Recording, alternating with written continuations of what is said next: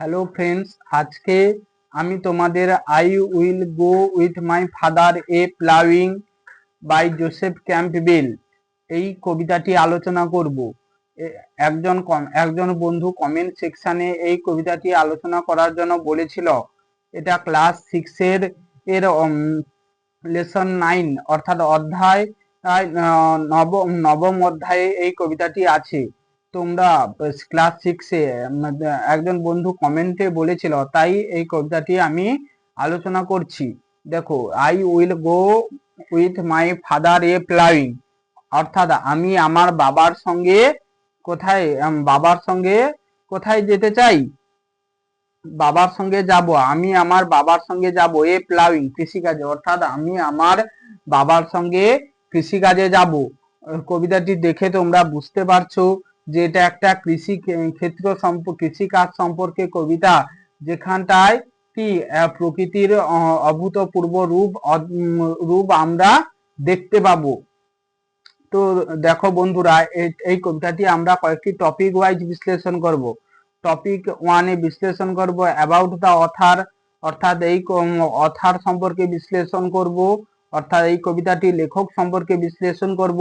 Topic 2-তে বিশ্লেষণ করব about the পোয়েমটি সম্পর্কে বিশ্লেষণ করব, অর্থাৎ কবিতাটি সম্পর্কে বিশ্লেষণ করব। এই কবিতাটি কি, এই কবিতাটির থিমস কি, এইগুলো সম্পর্কে আমরা বিশ্লেষণ করব। টপিক 3-তে আমরা বিশ্লেষণ করব লাইন বাই লাইন অ্যানালাইসিস, অর্থাৎ কবিতাটি লাইন ধরে ধরে বাংলায় তোমাদের কাছে বাংলায় তোমাদের বোঝাবো সুন্দর করে, এবং প্রতিটি লাইনের সুন্দরভাবে এক্সপ্লেনেশন এবং অ্যানোটেশন করব। এরপরে টপিক 4-এ আছে কমপ্লিট সামারি, অর্থাৎ এই কবিতাটির শেষে আমরা একটা কমপ্লিট সামারি, সুন্দর সারাংশ বলবো, ও যার মাধ্যমে তোমাদের এই কবিতাটি মনে রাখতে সুবিধা হবে। তো চলো ফ্রেন্ড, এখন দেরি না করে আমরা ধীরে ধীরে এগোই কবিতাটি বিশ্লেষণের দিকে। তার আগে বলে দিই, এই চ্যানেলে যারা নতুন তারা চ্যানেলটি সাবস্ক্রাইব করে পাশে থাকবে, এবং যারা ইতিমধ্যে সাবস্ক্রাইব করে পাশে আছো তাদের বলি, ভিডিওটির শেষে যদি ভিডিওটি ভালো লাগে তাহলে লাইক করবে। তো চলো টপিক 1-এ আমরা কি পাবো, অ্যাবাউট দ্য অথার। এই অ্যাবাউট দ্য অথারটি আমরা টেক্সট বইতে পেয়ে যাব। দেখো বন্ধুরা, টেক্সট বইতে আছে অ্যাবাউট দ্য জোসেফ ক্যাম্পবেল সম্পর্কে আছে। জোসেফ জন ক্যাম্পবেল 1879 আর 1944 was a famous Irish poet and lyricist, অর্থাৎ জোসেফ জন ক্যাম্পবেল, এটা হলো তার জন্মসাল, এটা হলো তার মৃত্যু সাল, অর্থাৎ 1879 সালে তিনি জন্মগ্রহণ করেছিলেন, 1944 সালে তিনি মৃত্যুবরণ করেছিলেন। তিনি অর্থাৎ জোসেফ জন ক্যাম্পবেল একজন কি বিখ্যাত আইরিশ কবি এবং গীতিকার ছিলেন। হি ওয়াজ বর্ন ইন বেলফাস্ট, তিনি বেলফাস্টে জন্মগ্রহণ করেছিলেন। ইন অ্যান আইরিশ ফ্যামিলি, একটা আইরিশ ফ্যামিলি আইরিশ পরিবারে জন্মগ্রহণ করেছিলেন। হিজ লিটারেরি অ্যাক্টিভিটিস, তার সাহিত্য জীবন বিজ্ঞান শুরু হয়েছিল উইথ সং, সে গান দিয়ে, অর্থাৎ তার সাহিত্য জীবন শুরু হয়েছিল কি দিয়ে, গানের মাধ্যমে তার সাহিত্য জীবন শুরু হয়েছিল। In 1905 he moved to London, 1905 সালে তিনি লন্ডনে গিয়েছিলেন। His famous poems include At Harvest, On Walking, The Blind Man at the Fair, The Old Woman, etc. তার বিখ্যাত কিছু কবিতা হলো At Harvest, On Walking, The Blind Man at the Fair, The Old Woman ইত্যাদি। এবার চলো বন্ধুরা, আমরা দ্বিতীয় টপিকে, অর্থাৎ এখানটায় আমরা দ্বিতীয় টপিক বিশ্লেষণ করব বলছিলাম অ্যাবাউট দ্য পোয়েম, এই পোয়েমটি সম্পর্কে আমরা বিশ্লেষণ করব। About the poem I will go with my father a plowing, অর্থাৎ আমি আমার বাবার সঙ্গে কৃষিকাজে যাব। ও বাই জোসেফ ক্যাম্পবেল, জোসেফ ক্যাম্পবেলের লেখা ইজ এ লাভলি, এটা একটা খুব লাভলি পোয়েম, খুব সুন্দর পোয়েম, দ্যাট যেটা ক্যাপচারস আর যেটা বন্দি করেছে movement of connection between father and child, একটা কি বাবা এবং একটা ছোট্ট শিশুর মধ্যে সুন্দর দৃশ্য বন্দি করেছে, যা আমাদের সামনে উপস্থাপন করেছে কবি। দা পোয়েমস, এই পোয়েমটির থিমস রিভলভস অ্যারাউন্ড দা বন্ড বিটুইন জেনারেশন, অর্থাৎ বংশ পরম্পরার মধ্যে যে দৃঢ় বন্ধন সেটাও তুলে ধরেছে। দা বিউটি অফ নেচার, প্রকৃতির যে অভূতপূর্ব রূপ সেটাও বর্ণনা করেছে। অ্যান্ড এবং দা পাসিং অফ টাইম, অর্থাৎ সময়ের কাটানো সেটাও বর্ণনা করেছেন। অর্থাৎ I will go with my father a ploughing, এই কবিতাটি এর মাধ্যমে আমরা আমাদের কাছে কবি উপস্থাপনা করতে চাইছে যে কৃষি ক্ষেত্রে কি সুন্দর অভূতপূর্ব রূপ ও প্রকৃতির অভূতপূর্ব রূপ, এবং এর মাধ্যমে কি বাবা এবং একটা শিশুর মধ্যে যে দৃঢ় বন্ধন সেটাও আমাদের কবি আমাদের সামনে উপস্থাপনা করেছেন। এরপরে এই কবিতাটিতে আমরা বন্ধুরা এবারে আমরা লাইন বাই লাইন অ্যানালাইসিস করার আগে আমরা দেখো এই কবির সম্বন্ধে দেওয়া আছে, তারপরে দেখতে পাবো লেটস শেয়ারের পরে দেওয়া আছে যে ম্যাচ কলম এ উইথ কলম বি, অর্থাৎ কলম এ অর্থাৎ ক স্তম্ভ অর্থাৎ ক স্তম্ভর সাথে খ স্তম্ভ মেলাও। এখানটা ব্ল্যাক স্মিথ দেওয়া আছে, দেখো এধারে এই কলম এতে দেওয়া আছে ব্ল্যাক স্মিথ। ব্ল্যাক স্মিথ মানে কি বন্ধুরা তোমরা সবাই জানো। কামার, হকার মানে কি বিক্রেতা, যিনি বিভিন্ন প্রকারের জিনিসপত্র বিক্রি করে। নার্স মানে সেবিকা। পাইলট মানে বিমান চালক। পাইলট মানে বিমান চালক। আর কলাম বি তে দেওয়া আছে দেখো ফ্লাইট এরোপ্লেন, অর্থাৎ যিনি এরোপ্লেন ওড়ায়। ওয়ার্কস উইথ আয়রন, লোহা কাজ করে। সেলস ওয়্যার্স, জিনিসপত্র বিক্রি করে। লুকস আফটার সিক পিপুল, অর্থাৎ অসুস্থদের দেখাশোনা করে। তাহলে বন্ধুরা আমরা কলম এ কলম বি এর বাংলা অনুবাদটা বললাম। এরপরে দেখো আমরা কলম এ আর কলম বি উভয় দিকে মেলাচ্ছি, ম্যাচ করছি। ব্ল্যাক স্মিথ, কামার কি করে? ওয়ার্কস উইথ আয়রন, লোহার কাজ করে। তাহলে এটা 1 লিখে রেখেছি দেখো। হকার কি করে? সেলস ওয়্যার্স, অর্থাৎ হকার। বিক্রেতা কি করে? জিনিসপত্র বিক্রি করে। নার্স কি করে? সেবিকা কি করে?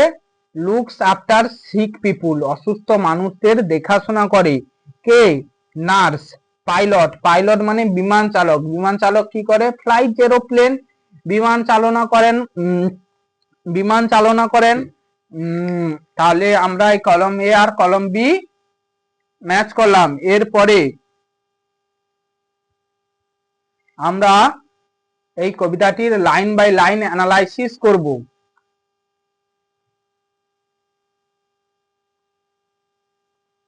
তাহলে এরপরে আমরা কি করব? টপিক 3 তে ছিল লাইন বাই লাইন অ্যানালাইসিস, অর্থাৎ এই কবিতাটির লাইন ধরে ধরে আলোচনা করব, লাইন ধরে ধরে বিশ্লেষণ করব। এটার আগে আমি কিছু কথা বলে দিই।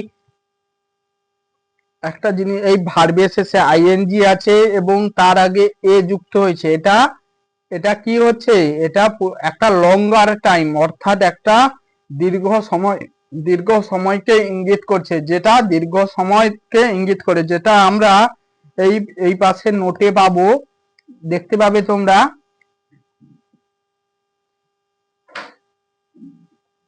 I will go for plowing with my father means that he is engaged in a relatively short-term task.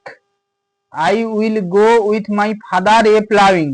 Means that the task is longer duration, অর্থাৎ যখন এটা এ এ যুক্ত হয়ে যাচ্ছে তখন কি সেটা একটা লঙ্গার টাস্ক হয়ে যাচ্ছে, অর্থাৎ দীর্ঘ সময়ের কাজ হয়ে যাচ্ছে। অর্থাৎ যখন প্লাউইং টা শুধু আছে তখন কি হচ্ছে শর্ট টাইম কাজ, অর্থাৎ অল্প সময়ের কাজ, কিন্তু যখন তার আগে এ যুক্ত হয়ে যাচ্ছে তখন সেটা একটা দীর্ঘ সময়ের কাজ। আর কৃষি কাজও দীর্ঘ সময়ের কাজ, এই জন্য এটা এ যুক্ত করা হয়েছে। তাহলে দেখো, I will go with my father a ploughing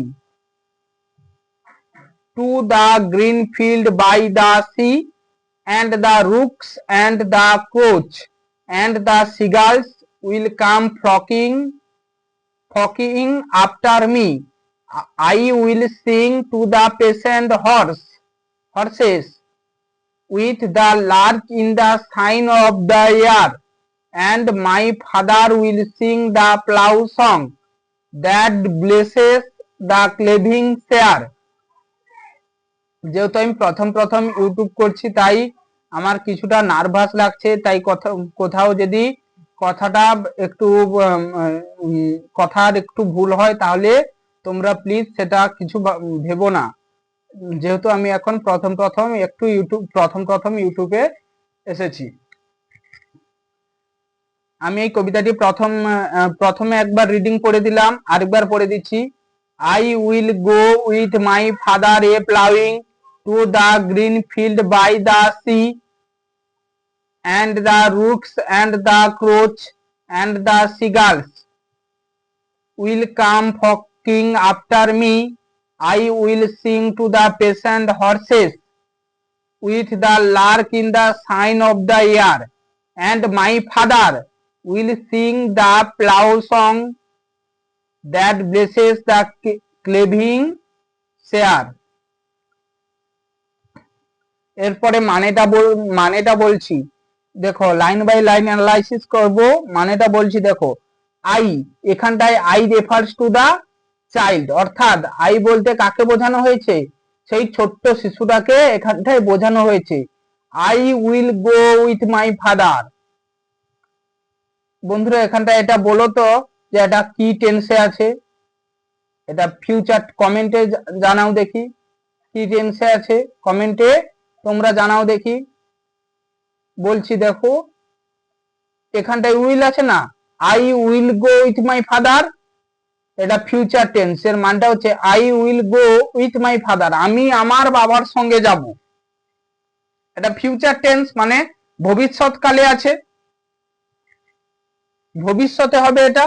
I will go with my father, আমি আমার বাবার সাথে যাব। এ প্লাউইং, কৃষিকাজে, আমি আমার বাবার সঙ্গে যাব কিসে, কৃষিকাজে, আমি আমার বাবার সঙ্গে কৃষিকাজে যাব বা নাঙ্গল চষতে যাব।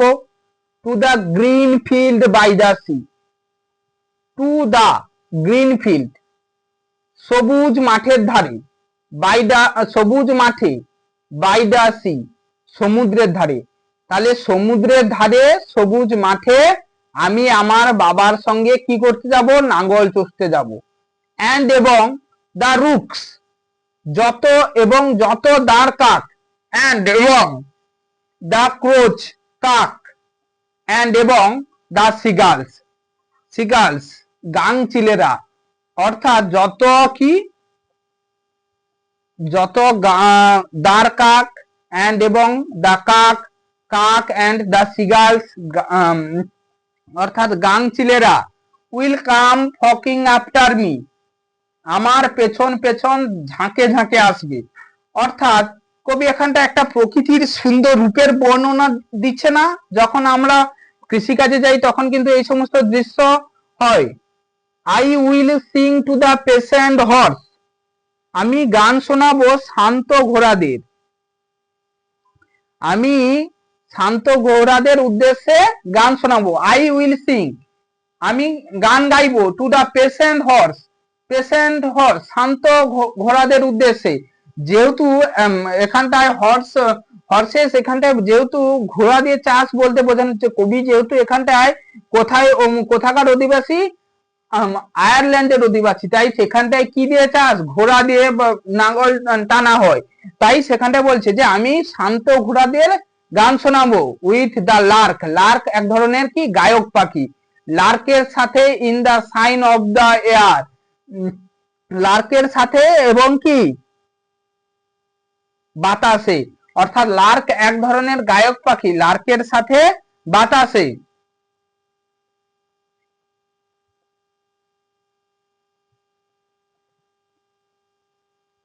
অ্যান্ড এবং মাই ফাদার উইল সিং, আমার বাবা গাইবে দ্য প্লাউ সং, কৃষিকাজের গান, আমার বাবা গাইবে কি কৃষিকাজের গান। দ্যাট ব্লেসেস দ্য ক্লেভিং শেয়ার, যেটা কি দ্যাট ব্লেসেস, যেটা আশীর্বাদ করবে, যেটা আশীর্বাদ করবে দ্য ক্লেভিং শেয়ার, কিসে দ্বিখণ্ডিত বিভাজিত জমির উদ্দেশ্যে, অর্থাৎ দ্বিখণ্ডিত বিভাজিত জমির উদ্দেশ্য মঙ্গল কামনায় যেটা আশীর্বাদ করবে। তাহলে বন্ধুরা এই আশা করি এই প্রথম প্যারাটা তোমরা বুঝতে পেরেছো। এরপরে দ্বিতীয় প্যারাটায় আমরা যাচ্ছি। প্রথম প্যারাটা আরেকবার মানে বলে দিচ্ছি। I will go with my father, আমি আমার বাবার সঙ্গে যাব। এ প্লাউইং, একটা কৃষি ক্ষেত্রে। টু দা গ্রিন ফিল্ড, সবুজ মাঠে। টু বাই দা সি, সমুদ্রের ধারে। অ্যান্ড এবং দা রুকস, যত। দাঁড় কাক অ্যান্ড দা ক্রোচ, কাক অ্যান্ড দা সিগালস, গাংচিলেরা। Will come flocking after me, আমার পেছন ঝাঁকে ঝাঁকে আসবে। I will sing to the patient horse, আমি গান গাইবো শান্ত ঘোড়াদের উদ্দেশ্যে। উইথ দা লার্ক, লার্ক কি এক ধরনের গায়ক পাখি, তাহলে গায়ক পাখিরা in the sign of the air, শূন্যে উজ্জ্বল বাতাসে। অ্যান্ড এবং মাই ফাদার উইল সিং, আমার বাবা গাইবে। দা প্লাউ সং, কি হাল চালানোর গান বা কৃষি ক্ষেত্রের গান। দ্যাট ব্লেসেস, যেটা আশীর্বাদ করবে। দা ক্লেভিং শেয়ার, আর কার কিসের দ্বিখণ্ডিত বিভাজিত যে জমির উদ্দেশ্যে, দ্বিখণ্ডিত বিভাজিত জমির, অর্থাৎ দ্বিখণ্ডিত বিভাজিত জমির এর মঙ্গল কামনাতে আমার বাবা গান গাইবে।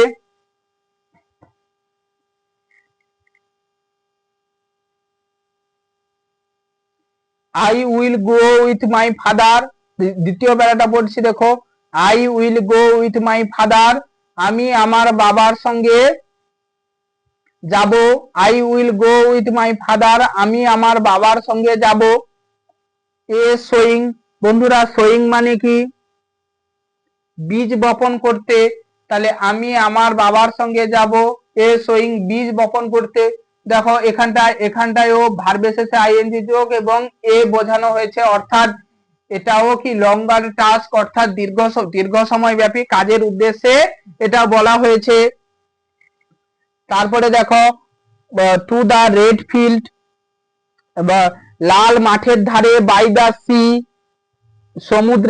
লাল মাঠে সমুদ্রের ধারে, অর্থাৎ রেড ফিল্ড আগেরটাই আমরা red field by the sea, লাল মাঠে সমুদ্রের ধারে। অ্যান্ড এবং দা মেলস অর্থাৎ কালো গায়ক পাখি।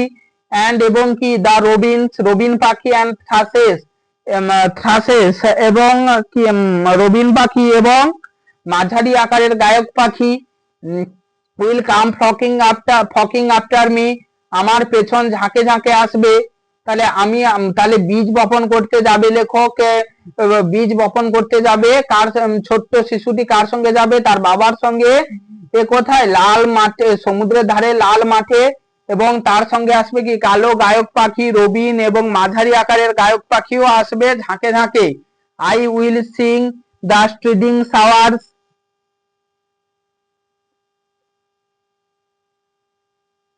আই উইল সিং, আমি গান গাইবো কাদের উদ্দেশ্যে, টু দা স্ট্রিডিং শাওয়ার্স, অর্থাৎ কঠোর পরিশ্রমকারী সেই সমস্ত কৃষকদের উদ্দেশ্যে আমি কি করব, গান গাইবো। উইথ দা ফিঞ্চের সঙ্গে।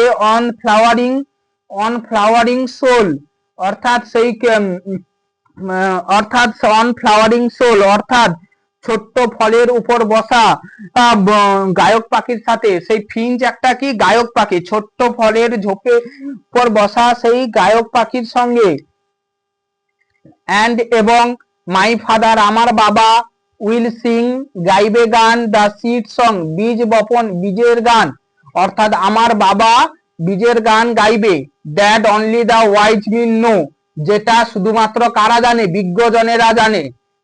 আমি যখন রিপিটেশন করব তখন কিছু কিছু অর্থ বলবো, তখন তোমরা দেখে নেবে এই কবিতাটি পড়ানোর শেষে আমি কিছু অর্থ বলবো রিপিটেশনে।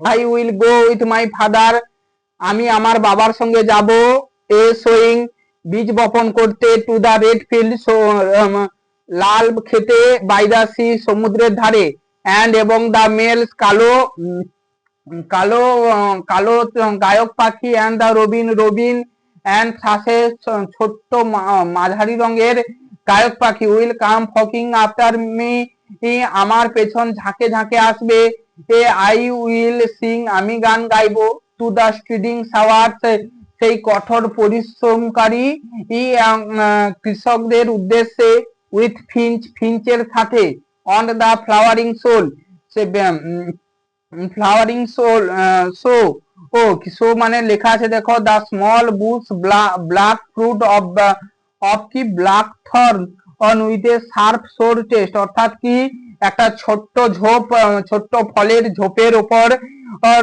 ফিঞ্চের সাথে ফিঞ্চ এক ধরনের গায়ক পাখি অ্যান্ড এবং মাই ফাদার আমার বাবা will sing the seed song বীজ বপনের গান গাইবে that only wise men know wise men known যেটা একমাত্র জ্ঞানী মানুষ বিজ্ঞ মানুষেরাই জানে। এরপরে লাস্ট স্ট্যান্জা অর্থাৎ থার্ড স্ট্যান্জাটা আমি পড়ছি দেখো I will go with my father আমি আমার বাবার সঙ্গে যাব এ রিপিং শস্য কাটতে যাব টু দা ব্রাউন ফিল্ড বাদামি মাঠে বাই দা সি সমুদ্রের ধারে অ্যান্ড দা গিজ এবং কি রাজহংসী and the pigeons পায়রা and the sparrows স্প্যারো অর্থাৎ চড়ুই পাখিরা will come flocking after me আমার পেছন পেছন আসবে I will sing to the wary reapers আমি সেই সমস্ত কাদের উদ্দেশ্যে গান গাইবো আমি ক্লান্ত মুখের ফসল কাটিয়ে যারা ক্লান্ত মুখে ফসল কাটছে তাদের জন্য গান গাইবো সেই সমস্ত ক্লান্ত কৃষকদের জন্য যারা অক্লান্ত পরিশ্রম করে চলেছে ফসল কাটার জন্য তাদের উদ্দেশ্যে গান গাইবো with the wren in the eye it with the wren বলতে এক ধরনের গায়ক পাখিকে বোঝায় অর্থাৎ রেনে গায়ক পাখির সঙ্গে in the heat of sun সেই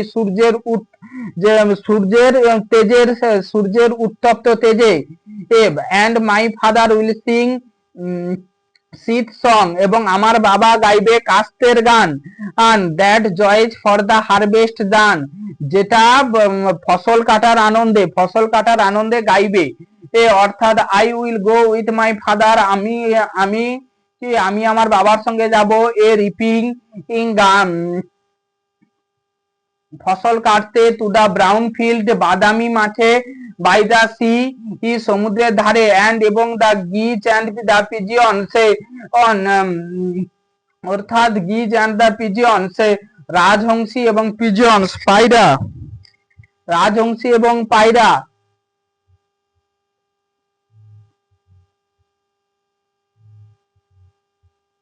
অ্যান্ড দা স্প্যারো চড়ুই পাখিরা will come flocking after me আমার পেছন ঝাঁকে ঝাঁকে আসবে I will sing to the weary reaper আমি সেই ক্লান্ত কৃষক অর্থাৎ যারা ফসল কাটছে তাদের উদ্দেশ্যে গান গাইবো উইথ দা রেন গায়ক পাখির সঙ্গে in the heat of the sun সূর্যের তেজে অ্যান্ড এবং my father will sing the sheath song কাস্তের গানে আমার বাবা গাইবে কাস্তের গান, that joys for the harvest done, যেটা ফসল কাটার আনন্দে গান গাইবে। তাহলে বন্ধুরা দেখো, এবারে আমি কবিতাটির একটা রিপিটেশন করব বলছিলাম। দেখো বন্ধুরা, এই কবিতাটি পড়তে পড়তে আমরা কি হয়েছে, প্লাউইং, সোয়িং এবং কি রিপিং, এই তিনটা পর্যায়ে পেলাম। দেখো এরপরে কি আছে, গ্রিন ফিল্ড, তারপরে কিসের ফিল্ড আছে, রেড ফিল্ড, ব্রাউন ফিল্ড, অর্থাৎ গ্রিন ফিল্ড সবুজ মাঠ, রেড ফিল্ড লাল মাঠ, লাল ক্ষেত, আর কি ব্রাউন ফিল্ড বাদামি ক্ষেত। এগুলো তিনটে কি ইন্ডিকেট করছে, কৃষিক্ষেত্রে যে কৃষির বিভিন্ন পর্যায় সেগুলোকে ইঙ্গিত করছে। যেমন গ্রিন ফিল্ড অর্থাৎ বীজ বপনের সময়, প্লাউইং বীজ বপনের সময়, সেই সময় কি হয়, মাঠটা সবুজে সবুজে সবুজ ঢাকা থাকে। তারপরে রেড ফিল্ড লাল ক্ষেত, যখন সোয়িং, যখন নাঙ্গল দিয়ে চষা হয় জমিনটা, মাঠ, তখন কি হয়, মাঠ লাল হয়ে যায়, এটাও ইন্ডিকেট করছে। আর ব্রাউন ফিল্ড অর্থাৎ বাদামি, যখন ফসল পেকে যায়, কাটার অবস্থায় চলে আসে, তখন কি হয়, পুরো মাঠ যেন বাদামি শস্যে ভরে যায়, তখন এটা ফসল কৃষিক্ষেত্রের শেষ পর্যায়কে ইঙ্গিত করছে।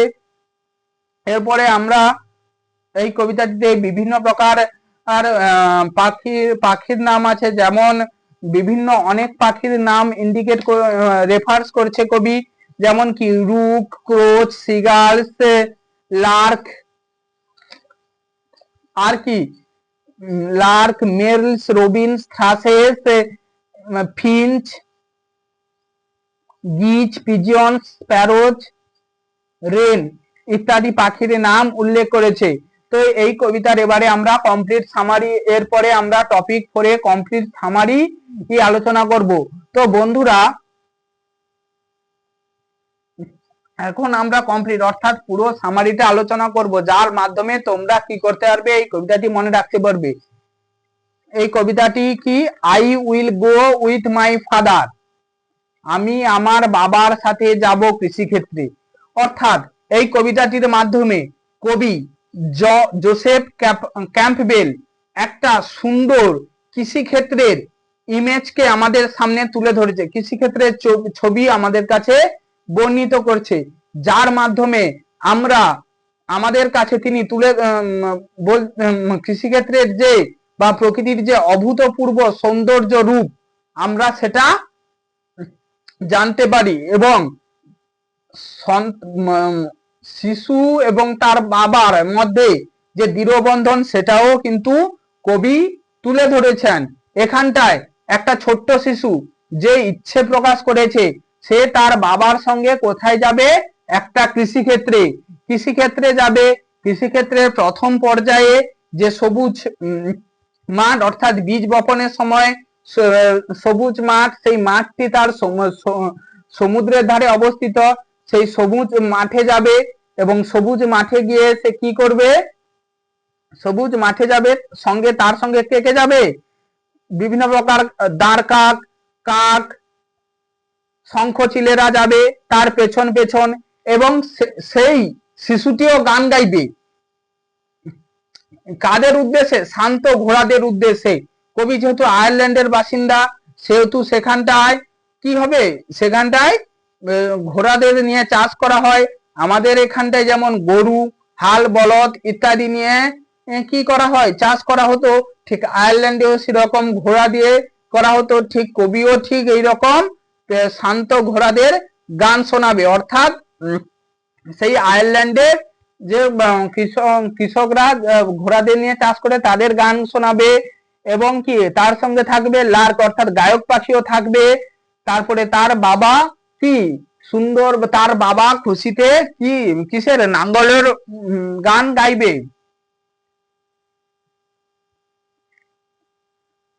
যেটা তার সেই দ্বিখণ্ডিত জমিনের বিভাজনের মঙ্গল কামনাতে গাইবে। এরপরে স্তবকে আমরা স্ট্যাঞ্জা 2 তে দেখতে পাবো যে বীজ বপন তো হলো, এরপরে আমরা দেখতে পাবো কি,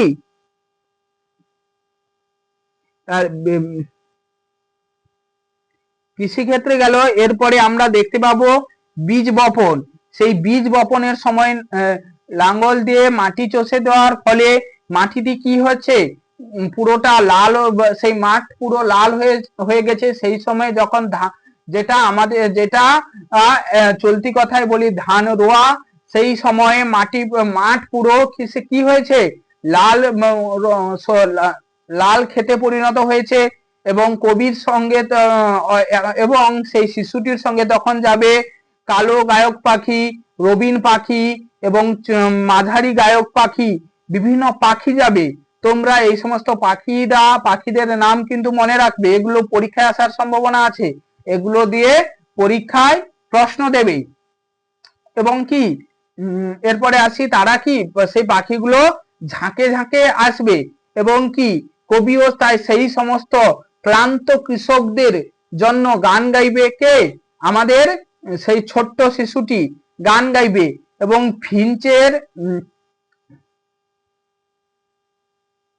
এবং ফিঞ্চ পাখি কোথায় বসে থাকবে? ফিঞ্চ পাখি কোথায় বসে থাকবে?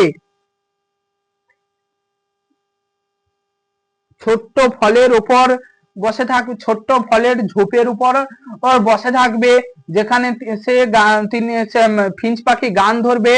এবং কবি এবং সেই ছোট্ট শিশুটির বাবা কি বীজের গান গাইবে, যেটা শুধুমাত্র বিজ্ঞ মানুষেরাই জানে, অর্থাৎ যারা চাষাবাদে ঘনিষ্ঠভাবে যুক্ত থাকে, তারা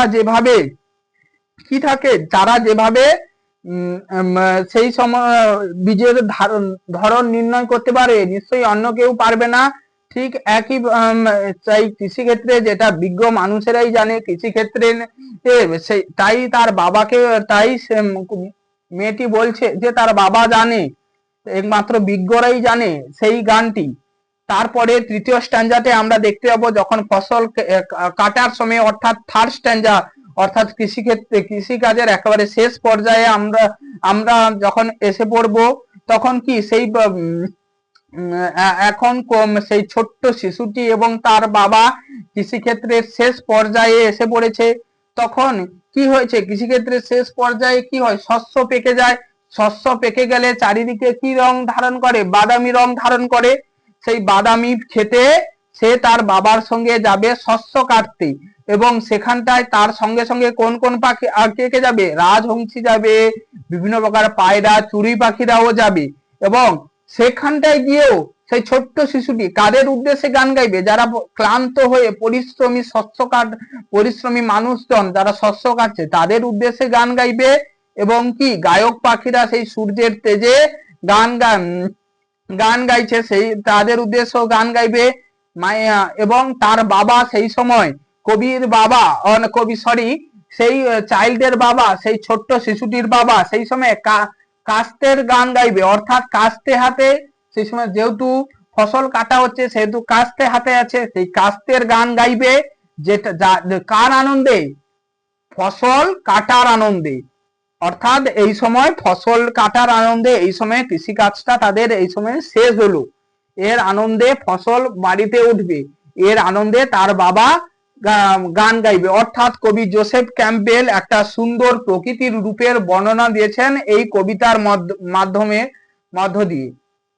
তো আবারও বলছি, যে সমস্ত নতুন বন্ধুরা এখন ইউটিউব চ্যানেলে নতুন বন্ধুরা এসেছো, তারা চ্যানেলটিকে সাবস্ক্রাইব করে দিবে। আর যারা আগে থেকেই আছো, তাদের যদি ভিডিওটা ভালো লাগে তাহলে লাইক করবে, এবং পরে কি নিয়ে আলোচনা করলে তোমাদের ভালো হবে সেটা নিয়ে কমেন্ট করবে। তাহলে আজ এই পর্যন্ত বন্ধুরা।